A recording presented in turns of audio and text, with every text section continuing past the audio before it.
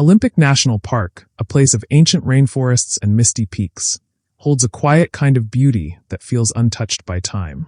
Stretching across nearly 1 million acres of rugged coastline, alpine ridges, and dense wilderness, the park offers solitude to all who enter. But in that silence, there are stories of people who walked into this vast landscape and never came out. Their disappearances remain unsolved, their names whispered among the trees and rivers of one of America's wildest places.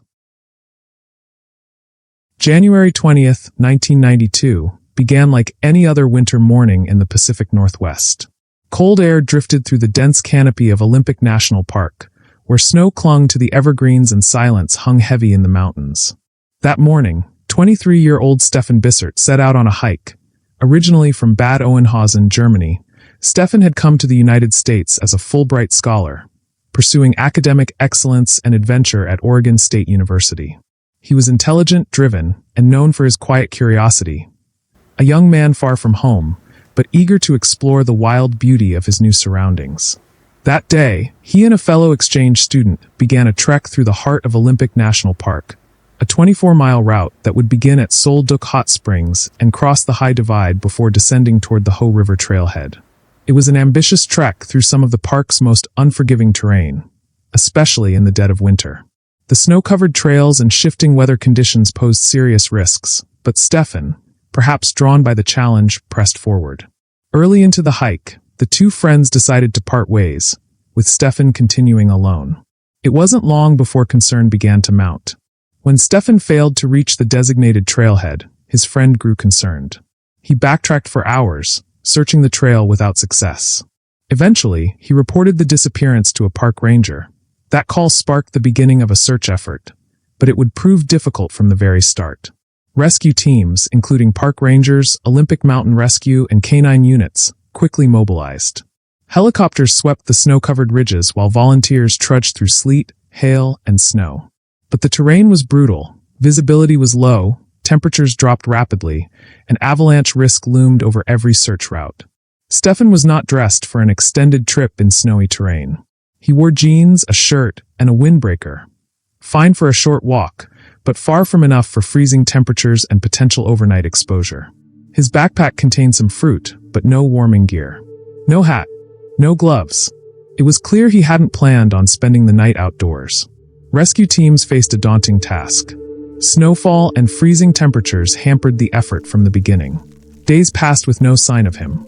His limited supplies and lack of proper gear for an overnight stay in winter conditions only deepened the urgency. The terrain he had entered was as beautiful as it was brutal. After a week, park officials called off the search. The risks to rescuers had become too great, and the chances of survival too slim. Stefan's parents traveled from Germany, hoping for answers, but there were none to give. The mountains had gone quiet again, leaving no trace of the young man who had walked into their depths. Decades later, Stefan's fate remains unknown. The snow eventually melted. Seasons passed, but no clues surfaced. Somewhere along that lonely trail, in the quiet expanse of Olympic's backcountry, his name is now one of many, whispered among the trees and carried on the wind that moves through snow-covered peaks. On a summer morning in 2006, the dense forests surrounding the Staircase region of Olympic National Park stirred quietly under the weight of early light. The air carried the crisp scent of cedar and river water, and for Gilbert Gilman, it was the kind of day that might have promised a peaceful escape. At 47 years old, Gilbert was a man of routine and order, known for his work as the deputy director of the Washington State Department of Retirement Systems. Thoughtful and methodical, he brought the same sense of structure to his personal life as he did to his professional duties. That morning, he drove out to the park alone. His vehicle, a Ford Thunderbird, was later found parked near the Staircase Ranger Station, neatly positioned, as though he had only stepped away for a brief hike. The Staircase area, while scenic and popular, also leads into some of the park's more remote trails, where thick forest and rugged terrain can quickly turn disorienting. A ranger recalled seeing Gilbert earlier that day. He had been playing his car radio at a high volume, an unremarkable detail at the time, but one that would later become the last known point of contact. After that brief moment, Gilbert seemed to disappear. When he failed to return, a search was launched across the surrounding area. For 10 days, rangers and volunteers moved through the trees, calling his name, scanning rivers, ravines, and side trails for any sign of him. But no clothing, no gear, no trace of Gilbert was found. Over time, quiet speculation crept into the case. Some volunteers began to question whether he had ever intended to remain in the park at all. Theories emerged about the nearby Shady Lane Trail, which leads to a web of forest roads and eventually to Highway 101, a route that could take someone far from the Olympic Peninsula and potentially vanish without a trace. But without evidence, the theory remained just that. Years have passed since Gilbert was last seen. The Staircase Wilderness still hums with the steady rhythm of flowing rivers and rustling leaves, but it holds tight to its secrets. Whatever happened that morning remains unknown. And for those who knew him, the questions are as persistent as the forest itself, quiet, shadowed, and unanswered. Rialto Beach is one of those places that seems timeless. The driftwood lies scattered like bones, the sky often heavy with clouds, and the ocean never stops moving. On April 9, 1995, that quiet coastline became the last known location of 6-year-old Bryce Herder, a boy who disappeared without a trace. Bryce had come to Olympic National Park that spring day with his family. It was the kind of outing many families make, an escape into nature, a walk along the water, a break from everyday life. Bryce, like most young children, was full of energy and curiosity. He walked along the sand with his older brother, following the shore and climbing over logs, the way kids often do. Later in the day, as the family began to leave, they made their way up a trail that led from the beach into the forest. It was a steep slope, and Bryce struggled to keep up.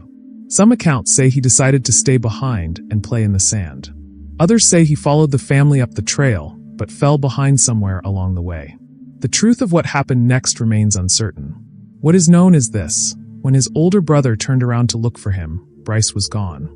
At first, the family searched frantically on their own, calling his name, retracing their steps. But as the minutes stretched into hours and dusk approached, they contacted authorities. By nightfall, search teams from Clallam County and the U.S. Coast Guard had arrived. Flashlights swept across the dark beach. Boats searched the water. Voices called out into the mist. By morning, the search grew.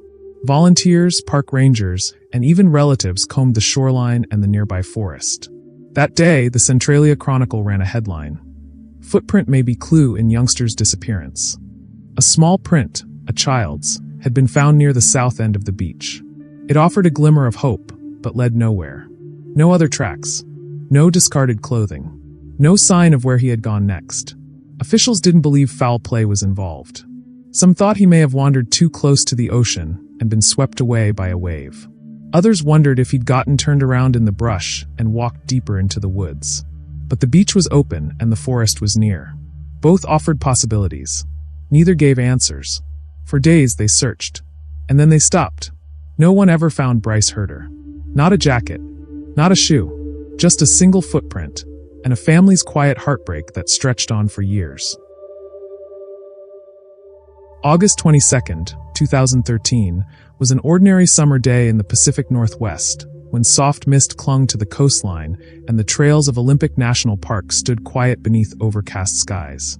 That morning, 71-year-old Lee Johnston left his home in Seattle and headed west toward the park. He planned a short backpacking trip, just 2 or 3 days, along the Ozette Loop Trail, a scenic coastal route known for its striking sea stacks, tide pools, and ancient forests. For Brian, it was the kind of hike he had done many times before. A familiar figure in local hiking communities, Brian was often described as gentle, thoughtful, and independent. His white hair was usually pulled back in a ponytail, and though he was past 70, he still moved with the steady rhythm of someone accustomed to long walks and quiet places. He wasn't reckless or inexperienced. He just loved the outdoors and sought peace in the wild spaces that once shaped his youth. The Ozette Loop was a favorite of many for its accessibility and beauty. The trail begins with a boardwalk stretching through dense forest, opens up to a rugged 3-mile stretch of Pacific coastline, and loops back inland through marsh and woodland. It's a place where solitude is easy to find, and just as easy to lose yourself in. Brian's vehicle was later found parked at the trailhead, with receipts inside from Port Angeles shops dated the same day he left Seattle. There were no immediate signs of concern. But when days passed without contact, his family reported him missing, and a search was launched. Over 50 people took part in the effort: rangers, sheriff's deputies, and volunteers from multiple counties. The trail itself, while remote in stretches, is well marked. But the beach section, especially at high tide, can be unpredictable. Hikers sometimes have to climb over sea-slick rocks and around headlands to continue. It was here that some believed Brian may have gotten into trouble. Despite extensive searching, on foot and by air, no trace of Brian was ever recovered. No clothing, no gear, no footprints. The dense vegetation and powerful coastal waters offered few clues. The trail gave nothing back. His older sister, Ginny Longfellow, held tightly to hope. Living in nearby Port Angeles, she told reporters that she still believed her brother was alive, that maybe he had found refuge somewhere or would come walking up the drive one day. "I pray every night that he will come," she said, her voice soft but resolute. "And I'll take a walk with him, any place he wants to go." But as the weeks turned to months and then years, the forest and the sea remained silent. Whatever happened to Brian on that coastal trail remains unknown. His family never stopped waiting. And the Ozette Loop, with its crashing waves and quiet moss-covered paths, still holds the memory of a man who walked into the wild and did not return. In the early days of September, as summer slowly gave way to autumn, the forests of Olympic National Park stood quiet beneath a softening sky. Among those who cherished the solitude of these backcountry trails was 73-year-old John Devine, a seasoned hiker from Sequim, Washington. Rugged and independent, John was known for his deep familiarity with the wild places that had shaped much of his life. Though age had taken some of his strength, his passion for the outdoors remained undiminished. On the morning of September 6, 1997, John set off for a hike near Mount Baldy, a peak rising over 6,700 feet in the northeastern part of the park. Reaching the summit required navigating the steep and demanding Maynard Burn Trail, a route known for its unforgiving terrain. But for John, whose life had long revolved around mountain paths and forested slopes, the challenge likely felt familiar, perhaps even welcome.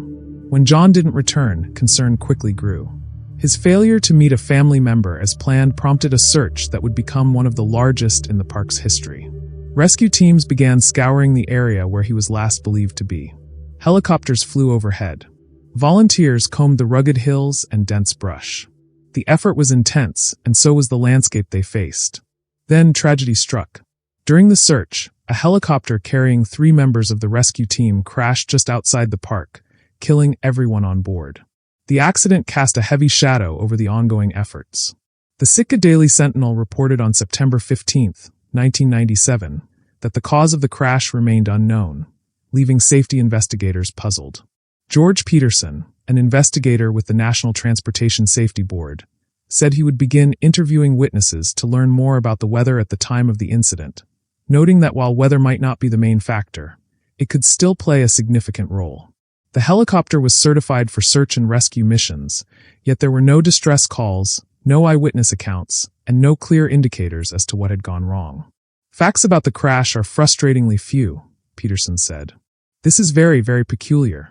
Usually there are clues, a radio call from the pilot or someone who saw something, but in this case there has been nothing."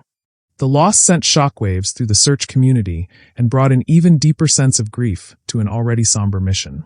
What began as a hopeful recovery operation now carried the weight of 4 missing lives.